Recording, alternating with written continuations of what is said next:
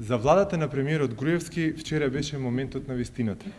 Министерот за финансии Ставровски конечно најави ребаланс на буџетот. Потребата од ребаланс воопшто не е изненадување за СДСМ. Еве што ја порачавме на владата на пресконференција што СДСМ ја одржи уште на 2 декември 2009 година.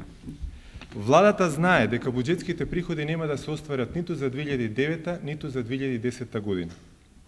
Ја повикуваме владата да покаже поголема храброст и уште сега да го намали трошењето што си го предвидела во буџетот за 2010 година. Ова се зборови од предречиси 6 месеци. Ова истото го повторивме на 27 јануари, го повторивме на 6 март, го повторивме на 5 мај. Народот вели, со сила можеш некому да му земеш, ама со сила да му дадеш не можеш никако. Како реагираше владата на нашите добронамерни укажувања?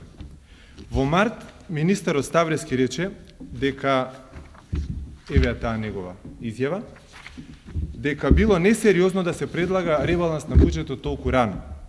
Не, министре Ставровски. Несериозно беше што воопшто предложивте и донесовте таков буџет. Уште полошо. Еве што пишува на интернет страницата на Министерството за финансии од пресконференцијата што на 5 мај ја одржаа Министерството за финансии, Народна банка и мисијата на Меѓународниот монетарен фонд. Тука пишува: вице-премиерот Ставровски засега отфрли можност за ребаланс на буџетот и додаде дека доколку се укаже потреба, ќе биде разгледана таквата можност. Значи, министерот за финансии Ставровски самиот себе си се демантираше за само 2 недели. Владата се обидуваше да го избегне ребалансот. Не ги намалуваше расходите, ама го вртеше тркалото на среќата и пробуваше со сите начини што значат еднократно полнење на буџетот.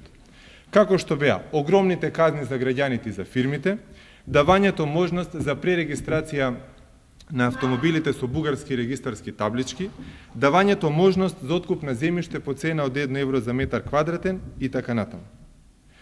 Среќа е што при ваквото вртење на тркалото на среќата се уште не ни се паднал банкрот. И чекор понатаму.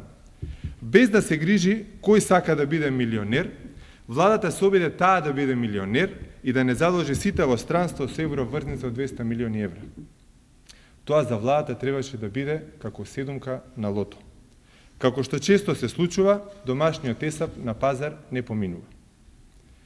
Почитувани граѓани, добро е што владата го послуша СДСМ, не се задолжи во странство со нова евроврзница по висока цена и ќе прави ребаланс на буџетот.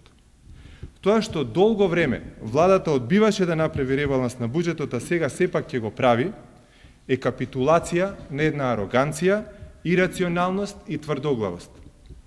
Водењето на земјата и на економијата не е игра на среќа. На овие луѓе не може да им се верува.